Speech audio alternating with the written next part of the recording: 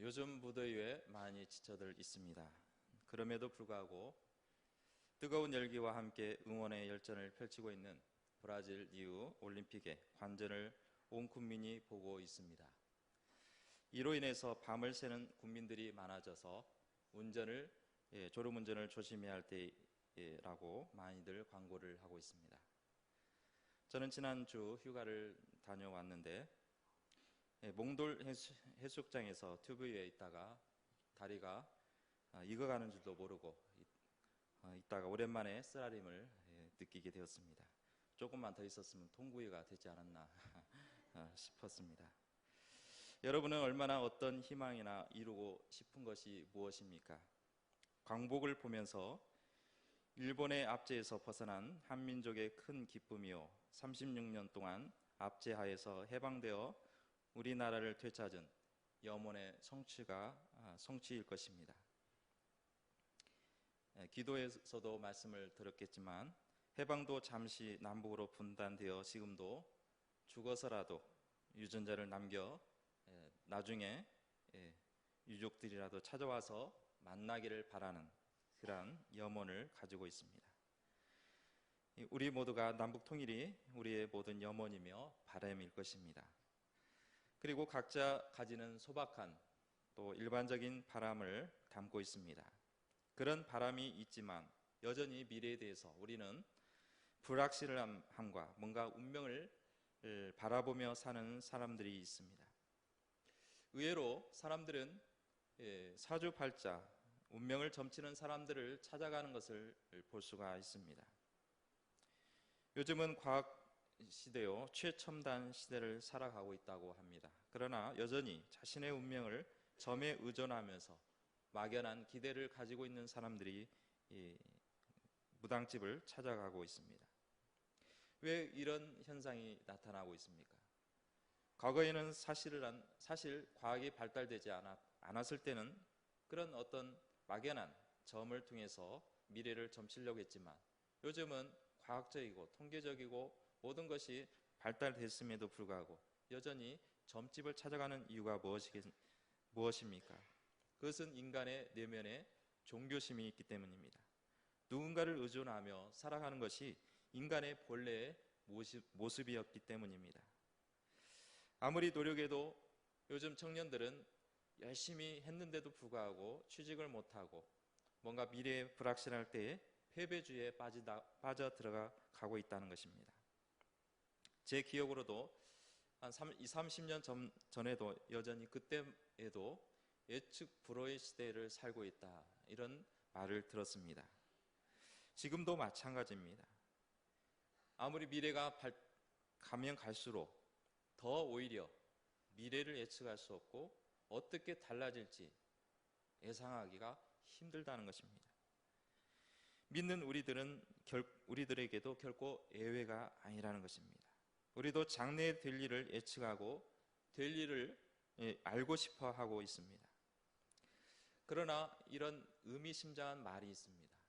뭐냐면 잘 믿는 것보다 바로 믿는 것이 중요하고 잘 사는 것보다는 바로 사는 것이 더 중요하다. 이는 잘 믿는 신앙심도 중요하지만은 제대로 된 믿음이 중요하다는 것입니다. 아무리 신앙심이 좋아도 참된 하나님을 제대로 믿지 못하고 또 말씀을 제대로 알지 못한다면 그 믿음은 오히려 위험하기 때문입니다. 마찬가지로 내가 잘 살았다, 이 정도는 괜찮게 살았다, 부유하게 살았다, 또 뭔가 행복하게 살았다라고 생각할 수가 있습니다. 그런데 비록 힘들게 살았을지라도 또 경제적으로 어렵고 또 때로는 되는 일이 제대로 이루어지지 않았을지라도 내가 하나님의 뜻에 맞는 삶을 살았느냐가 더 중요하다라는 것입니다.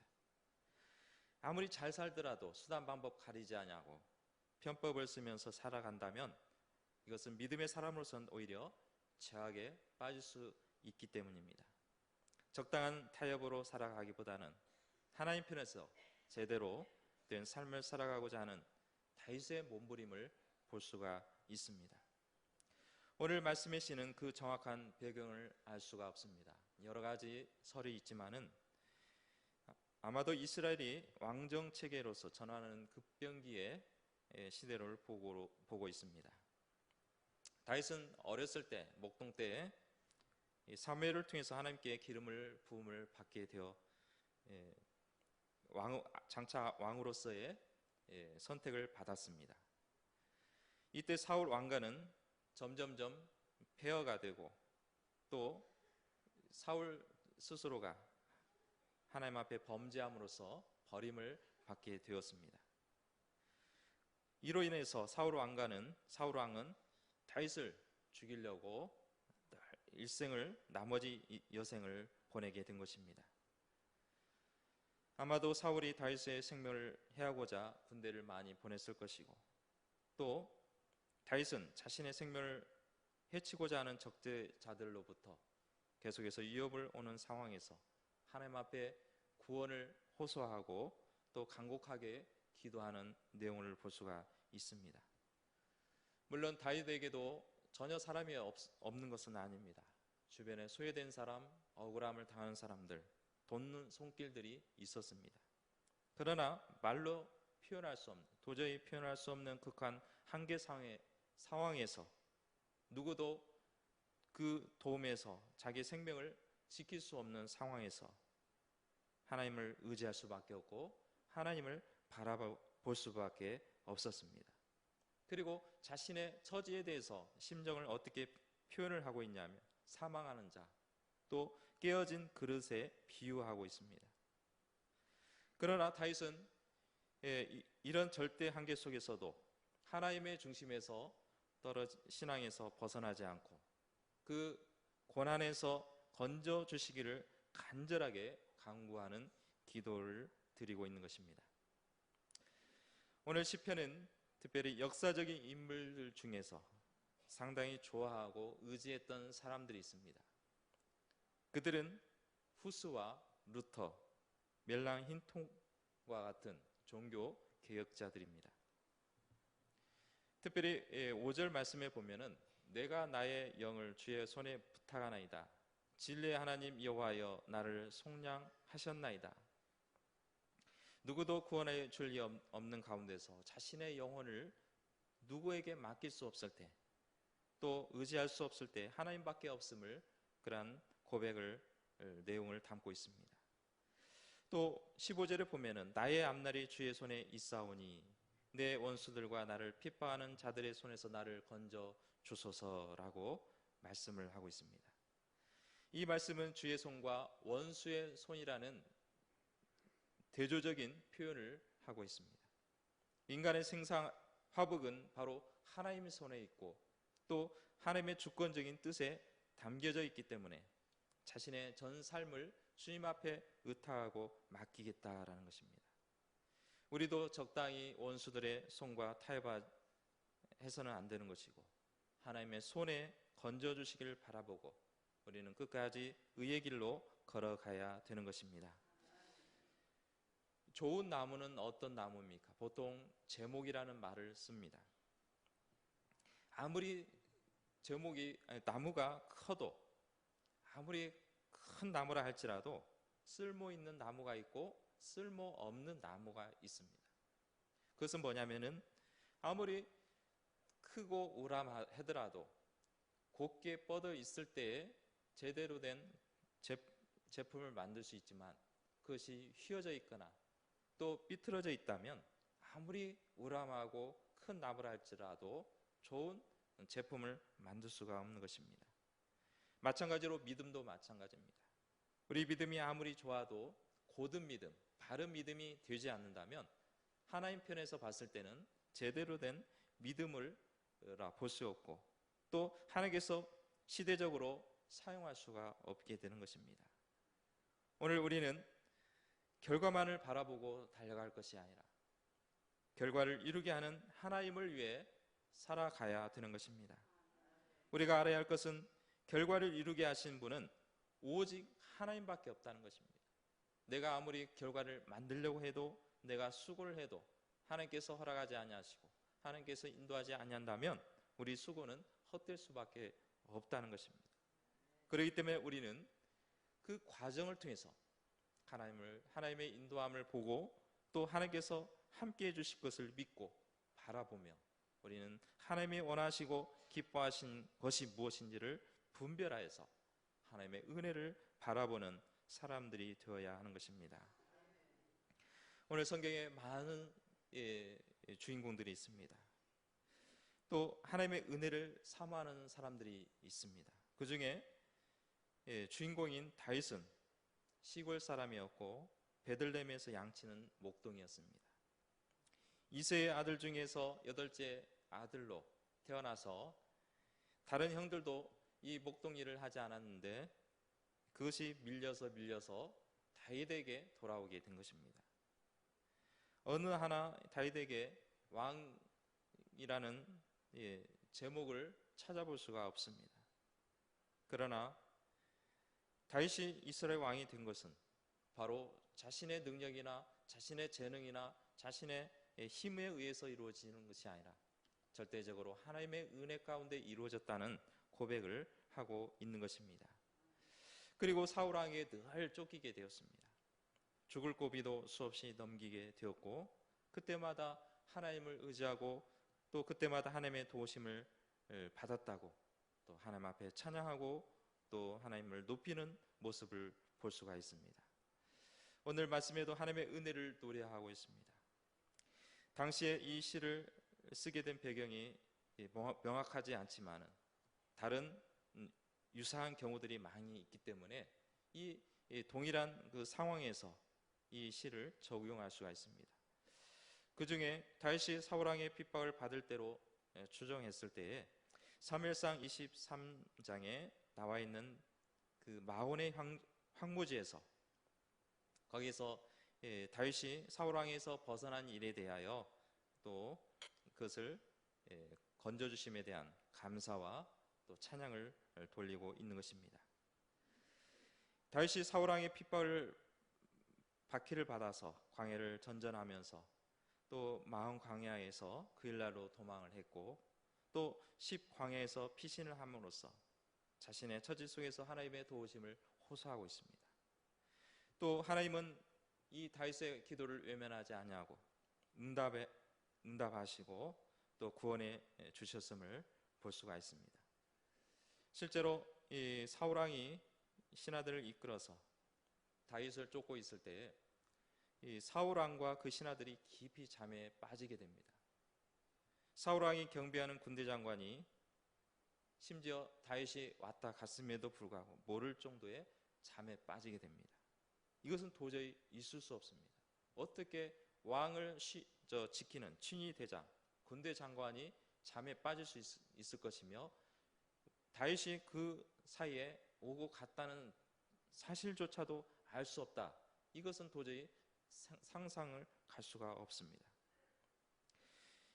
이것은 바로 하나님께서 도와주시지 않았다면 이루어질 수 없는 것입니다. 그래서 성경에 보면은 잠에 깊이 빠뜨리게 했다라는 표현을 하는 것을 볼 수가 있습니다.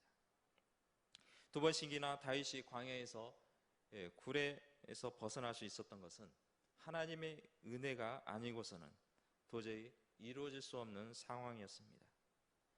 다윗은 쫓김을 받으면서 어려움에 있었지만 하나님은 결코 외면하지 아니하시고 또 외면하신 하나님을 향해서 찬양하고 담대하게 살 것을 오늘날 우리 성도들에게 권면을 하고 있는 것입니다.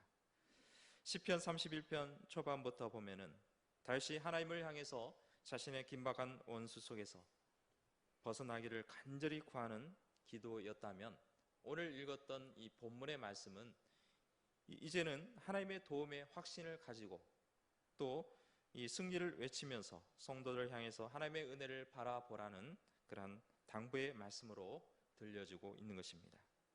그렇다면 우리는 이 승리의 삶을 살기 위해서 또 하나님의 도우심을 바라보기 위해서는 하나님을 믿고 의지하며 은혜를 바라볼 것을 말씀을 하고 있습니다. 긴박한 상황 속에서 장래의 두려움 속에 놓여 있을 때 우리는 무엇을 의지해야 될 것이고 우리는 무엇을 바라봐야 되겠습니까? 그 답은 바로 하나님입니다. 당연한 대답이고 모범적인 대답입니다. 그러나 현실에는 결코 쉽지 않다는 것입니다. 머릿속으로는 하나님을 의지해야 되겠지, 하나님을 바라봐야 되겠지, 하나님을 붙들어야 되겠지. 그런데 현실에서는, 우리 행동에서는 하나님을 바라보는 것이 아니라 사람을 바라보고 현실을 바라보고 또 인간적인 방법을 바라보고 있다는 것입니다. 그런데 19절에 보면 주를 두려워하는 자를 위하여 쌓아두신 은혜라는 말씀을 하고 있습니다. 그리고 주께 피하는 자를 위하여 인생에 베푸신 은혜를 말씀하고 있습니다.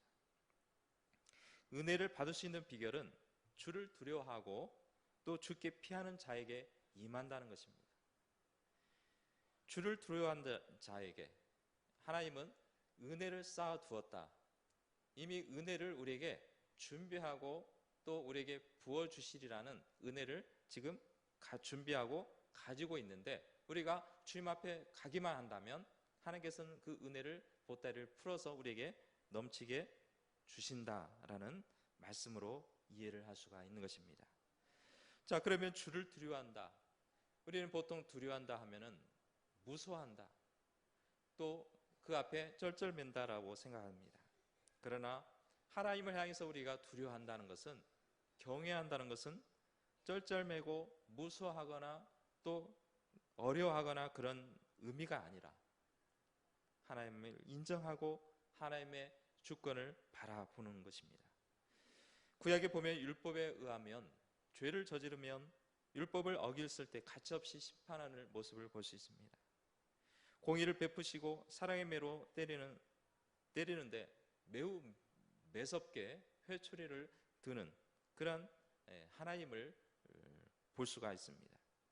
그러나 이러한 사랑의 매는 하나님께서 이스라엘 백성들을 미워해서 심판을 하기 위해서 그런 것이 아니라 올바로 만들기 위해서 하나님의 백성답게 살아가기 위하여 매를 드신 것이고, 또 그것을 통해서 경계하시고 또 사랑으로 붙들어 주시는 것입니다.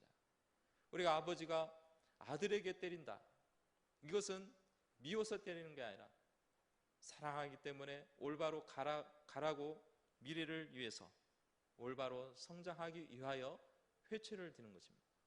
요즘에는 뉴스를 보면은 많은 잘못된 부모들이 있는 걸 볼 수 있습니다.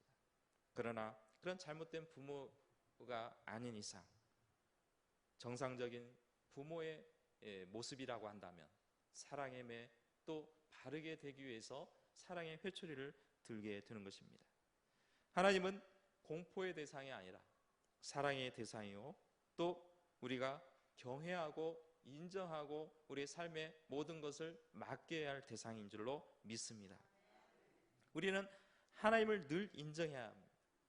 어떤 일은 내가 하고 어떤 일은 어렵고 힘들고 내가 할 수 없는 것은 하나님께 맡기고, 그것이 아니라 모든 것은 하나님 앞에 있다는 것을 인정하고 하나님의 지혜를 구하고 하나님의 인도함을 바라보시기를 축복합니다. 다윗은 사울에게 쫓기는 신세가 되었습니다. 그때 하나님을 의지했고 하나님 앞에 맡겼을 때 편안했습니다. 그런데 오히려 다윗을 쫓고 있는 사울왕은 두렵고 염려가 되고 걱정이 되었습니다. 초조하고 불안했습니다. 오히려 사울왕은 편안하고 느긋해야 됨에도 불구하고 반대로 다윗은 느긋하고 편안할 수 있었던 것은 하나님께서 지켜주시리라는 확신을 가졌기 때문입니다. 우리 모두가 이와 같은 다윗과 같은 하나님께 전적으로 의탁했을 때, 우리의 삶을 주님 앞에 맡겼을 때, 주님 앞에 도움을 구할 때 분명히 우리에게 도와주시리라 믿습니다. 여러분들, 걱정과 불안이 극도로 쌓이게 되면 이런 말을 합니다. 어떤 말을 하냐면 피를 말린다. 자, 여러분들 그런 말을 들어보신 적이 있을 것입니다. 또 여러분들이 이 상황 속에서 생활을 하면서 뭔가 조급하고 뭔가 이루어져야 되는데 이루어지지 않았을 때의 그 기다림, 긴박함 속에서 피를 말릴 때가 있었을 것입니다. 그러면 이 피를 말린다, 여러분들 몸속에서 피가 말릴 수가 있습니까? 피는 계속 순환하기 때문에 마를 수가 없습니다. 밖으로 상처가 나서 노출이 되거나 노출이 되면 피가 계속 나오면 안 되니까 스스로 마르게 되고 지혈이 됩니다. 그런데 우리 몸속에 계속 돌고 있는 피가 마를 수가 없습니다. 근데 과학적으로 증명된 사건이 증명되고 있습니다. 독일의 본대학교에서 이 공황장애에 빠져 있는 사람, 사회 공포 환자를 대상으로 건강인과 비교를 했다는 것입니다. 그 심한 공포 증세를 보이는 환자들에게 그 혈액 속의 그 점도를 파악을 했더니 실제로 피떡, 즉 혈전이 증가한 것을 발견했습니다. 정상적으로 편안한 사람들은 그런 피떡이 발견할 수가 없었는데 공포 증세를 일으키는 환자들에게는 이 피에 혈전이 생긴다는 것입니다. 그러면 이 혈전이 생기면 어떻게 되냐면 몸속에 돌아다니다가 머릿속에 맞게 되면 뇌졸중이 되는 것이고, 또 심장에 맞게 되면 심장 마비가 되는 것이고, 폐에서 거기서 피를 멈추게 되면 폐 질환이 폐쇄증이 되는 것입니다. 이처럼 아주 위험한 상황으로 몰아간다는 것입니다. 우리는 그러면 이런 예방법으로 운동, 회로 음식, 기호품 이런 것을 조심하고 또 복식 호흡을 해야 된다, 이런 대안을 주고 있지만은 근본적인 치료는 하나님을 의지했을 때, 또 하나님 앞에 맡겼을 때 우리 마음이 편안해지게 될 것이고 우리 안에 이러한 혈전이 사라지게 될 것입니다. 다윗은 하나님께 맡겼습니다. 그랬더니 하나님께서 쌓아주신 은혜를 부어주셨다는 것입니다.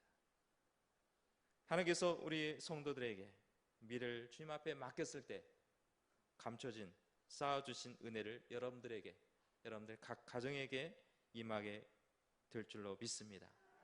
요한계시록 2장 17절에 감춰진 만나라는 말씀이 나와 있습니다. 만나는 이스라엘 백성들이 광야에서 먹을 것이 없었을 때 아침에 일찍 하늘에서 하나님께서 가시와 같은 그런 과자 맛을 내는 만나를 내려주셨습니다. 매일같이 걷어가지고 이스라엘 백성들이 삼시세끼를 이 만나를 통해서 영양분을 보충을 했습니다. 그런데 요한계시록 2장에 보면은 감춰진 만나라는 것은 누구나가 다 개방된 게 아니라 하나님을 바라보고 은혜를 사모하는 자들에게 특별하게 주신 감춰진 만나를 우리에게 예배해 주신다는 것입니다. 우리는 이 준비된 예비된 만나를 또 이 말씀을 통해서 날마다 우리는 말씀의 충만함을 얻어야 될 것이고, 우리의 삶이 더욱 이 말씀을 통해서 우리의 삶이 더욱 밝아지게 될 줄로 믿습니다. 또 은밀한 곳에 숨긴다는 것은 성막에서 가장 깊은 곳에 지성소에서 하나님의 임재를 장소를 의미하고 있습니다. 하나님의 지성소에는 어느 누구도 침범을 할 수가 없습니다. 이것은 누구에게도 개방되지 않았습니다. 그러나 우리는 예수 그리스도를 통해서 이 지성소에 나가게 된 것이고, 또한 주님의 예비된 감춰진 만나를 우리가 맛보면서 기쁨의 은혜를 간직하며 살아가시기를 축복합니다. 또 하나님을 찬송하고 사랑할 때 은혜를 받을 수 있다라고 말씀합니다. 본문의 21절에 보면은 여호와를 찬송할지어다 견고한 성에서 그의 놀라운 사랑을 내게 보이셨음이로다 라는 말씀을 하고 있습니다. 하나님 앞에 찬송할 이유는 우리가 잘 알고 있습니다. 천국에서 영원토록 우리는 하나님을 찬양할 것입니다. 또 이 땅에서도 우리가 언제든지 우리는 찬양할 준비가 되어야 될 것이고, 언제든지 우리는 하나님 앞에 찬양으로 영광을 돌려야 됩니다. 믿지 않는 사람도 찬송가를 부를 수 있습니다. 군대 가 보면은 어두운 밤 실로암 이것을 부르는 경우가 있었습니다. 믿지 않는 사람도 찬송할 수 있습니다. 그러나 그것은 찬양이 될 수가 없다는 것입니다. 오직 믿는 자만이, 하나님을 섬기는 자만이, 우리 성도들만이 누릴 수 있는 특권이요, 또한 우리에게 주신 축복인 줄로 믿습니다. 페니 크로스비 여사는 많은 찬송시를 지었습니다. 그 중에 예수로 나의 구주 삼고, 이 곡을 작사를 했습니다. 예수로 나의 구주 삼고 성령과 피로서 거듭나니 이 세상에서 내 영혼이 하늘의 영광 누리도다. 이것이 나의 간증이요 이것이 나의 찬송일세. 나 사는 동안 끊임없이 구주를 찬송하리로다. 이렇게 고백하고 있습니다. 크로스비 여사는 앞을 보지 못하는 맹인이었습니다. 그렇다면 그 생은 어떻게 보면 인간적으로 봤을 때는 너무나 비참하고 너무나 안타까운 생을 살아보게 된 것입니다. 그럼에도 불구하고 크로스비 여사는 하나님을 알았고 예수님을 만났기 때문에 하나님을 찬양하지 않을 수 없었고, 그 입술에는 찬송시가 늘 끊이지 않았다는 것입니다. 이처럼 시인도 하나님 앞에 늘 찬송하기를 쉬지 않았습니다. 찬송은 놀라운 역사가 일어납니다. 찬송은 우리의 문제가 해결되는 그러한 원동력이 되고 있습니다. 또 찬송은 우리에게 복을 받았기 때문에 부르는 것이 아니라 하나님의 역사하심과 섭리를 기대하며 하나님의 찬송 속에 기적이 일어나게 되는 것입니다. 바울과 실라는 복음을 전하다가 빌립보 감옥에 갇히게 되었습니다. 오늘날같이 감옥이 좋은 것이 아닙니다. 물론 세상 우리 집보다는 훨씬 못하겠지만 그 당시의 감옥은 너무나 열악했습니다. 동굴 같은 아주 습하고 또 진드기가 많고 여러 가지 불편했습니다. 그럼에도 불구하고 또 수많은 매질을 당했음에도 불구하고 거기에서 추위와 고통 속에서도 도저히 찬송이 나오지 못하는 자신 처지를 바라봐야 할 그때 하나님을 찬양했고 하나님을 높이게 되었습니다. 왜 그런 찬송이 나옵니까? 복음을 전하다가 하나님을 증거하다가 의로 인해서 핍박을 받고 박해를 받았기 때문에 하나님을 찬양하게 된 것이고 또 하나님을 높이게 된 것입니다. 이때 온문이 열리게 되고 착고가 풀리게 되었습니다. 찬송은 기적이 일어나고 악한 영들이 물러나게 되는 것입니다. 찬송은 천국의 언어입니다. 방언만 천국의 언어가 아니라 찬송은 하나님을 향해서 우리의 영혼을 담은 천국의 언어인 것입니다. 어떤 일이 해도 혹여나 여러분들이 막힙니까? 또 안 되는 일들이 많습니까? 혹여나 장래일에 대해서 걱정이 되고 두렵습니까? 그렇다면 우리는 주님을 향해서 찬송을 해야 되고 주님을 향해서 우리는 하나님 앞에 영광을 돌려야 합니다. 그럴 때 우리는 우리 안에 당면한 문제가 해결될 것이고 억눌렸던 두려움이 물러나게 될 줄로 믿습니다. 또 은혜를 바라보는 자는 강하고 담대하라라고 말씀을 하고 있습니다. 24절에 보면은 여호와를 바라는 너희들아 강하고 담대하라 이렇게 명령하고 있습니다. 하나님을 바라보고 있다면 두려울 것이 없다는 것입니다. 승리를 이미 장담할 수 있다는 것입니다. 다윗이 골리앗과 맞서서 싸웠습니다. 다윗은 어린 소년이었습니다. 싸워본 경험이 없습니다. 물론 목동 때 맹수들과 싸웠겠지만 그러나 실제로 군사로서 싸워본 적이 전혀 없는 소년이었습니다. 그에 맞서는 골리앗은 어려서부터 장수였습니다. 키가 엄청나게 컸습니다. 등치가 컸고 어느 누구도 이스라엘 장수 한 사람도 이 골리앗을 향해서 대적할 사람이 한 사람도 없었던 것입니다. 그런데 이 다윗은 골리앗을 향해서 담대하게 나올 수 있었던 것은 하나님을 이름을 가지고 하나님의 권세를 가지고 나갔기 때문에 이 골리앗 앞에 맞설 수 있었고 또한 이길 수 있다는 확신이 있었던 것입니다. 골리앗은 자신의 능력과 힘을 믿었겠지만 다윗은 하나님을 믿고 나갔기 때문에 강하고 담대할 수가 있었습니다. 아마도 어려서 골리앗을 상대로 하나님을 믿고 뛰어난 용기가 평생 동안 잊혀지지 않는 사건이었고, 모든 일을 할 때마다 하나님의 이름을 가지고 하나님의 능력을 가지고 나간다면 안 되는 일이 없다라는 확신을 가지고 살아왔을 것입니다. 우리는 하나님의 은혜를 바라보는 자로서 강하고 담대해 나가기를 바랍니다. 예수님께서도 제자들을 향해서 이렇게 말씀합니다. 이것을 너에게 이루는 것은 너희로 내 안에서 평안을 누리게 하려 함이라.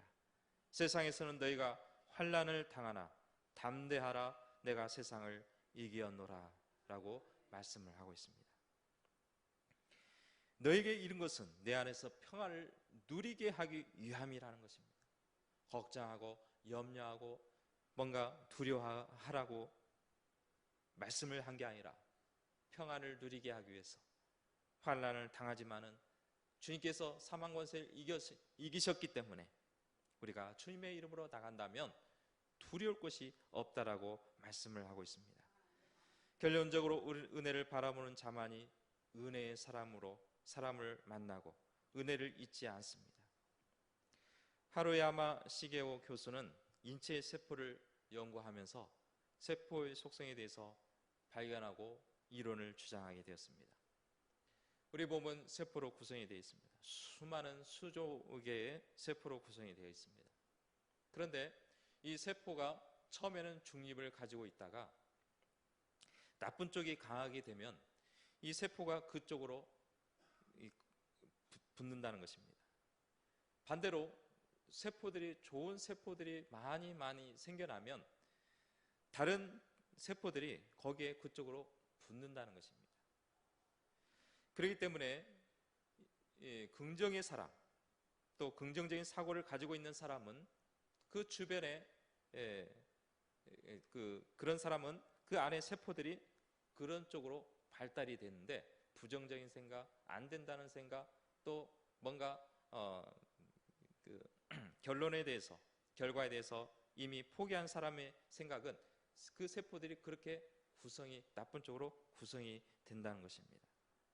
그렇기 때문에 우리는 우리의 세포를 건강하게 잘 자라기 위해서는 우리 생각을 바꿔야 될 것이고, 우리의 마음의 자세를 바꿔야 되는 것입니다. 리우 올림픽 여러분들 많이 보시겠지만 다양한 종목에서 우리 선수들이 선전하는 모습들을 볼 수가 있습니다. 옛날에는 이 육상의 부분에 대해서는 도저히 생각을 못했습니다. 물론 마라톤도 있었지만은 멀리뛰기라든가 이런 것은 생각을 못했습니다. 이번에 멀리뛰기에 도전한 김덕현 선수가 이런 말을 했다고 합니다.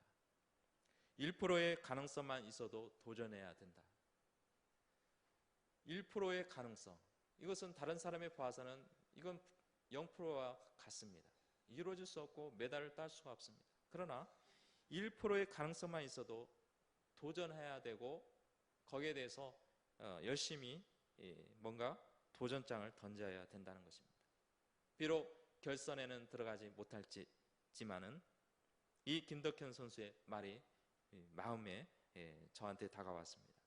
우리는 금에 얼마를 땄느냐 관심이 많습니다. 또 전체 상위 순위에 들어가서 결과가 어떻게 10위 안에 들었느냐, 거기에 초점을 맞추는 것을 볼 수 있습니다. 그러나 그것보다는 우리 선수들이 최대한 얼마나 기량을 발휘했느냐, 자기의 실력을 최대한, 자기의 충분한 선전을 했느냐, 거기에 우리는 관심을 돌려야 되는 것입니다. 그럴 때 앞으로 다양한 종목에서 우수한 선수들이 많이 배출될 것이고, 또 세계적인 이 나라의 선수들이 배출되게 될 것입니다. 우리는 은혜를 바라보는 자로서, 하나님의 은혜를 사모하는 자로서, 또 하나님 은혜의 사람이 되어야 되고, 또 은혜를 나누는 성도가 되시기를 바랍니다.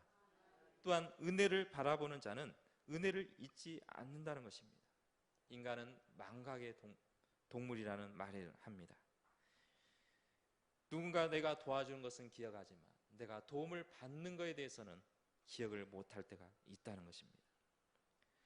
은혜를 받을 때는 좋아하다가 시련이 닥치게 되고 또 환난이 닥쳐오면 금방 잊어버립니다. 우리는 하나님의 은혜를 잊지 말아야 됩니다. 어떤 시련이 온다 할지라도, 어떤 역경이 온다 할지라도 우리는 하나님께서 주신 은혜를 기억해야 되고, 그 은혜를 우리는 하나님 앞에 찬양으로 돌려야 되는 것입니다. 우리는 무엇을 보느냐에 따라서 달라집니다. 우리는 하나님의 은혜를 바라보면서 믿고 의지했을 때 우리는 하나님 앞에 찬양하게 될 것이고, 또 하나님을 바라보는 자는 이 땅에서 강하고 담대해질 줄로 믿습니다. 우리는 하나님 앞에 은혜를 받은 자로서 강하고 담대하여 또 능력의 사람이 되시기를 주님의 이름으로 축복합니다. 기도하시겠습니다.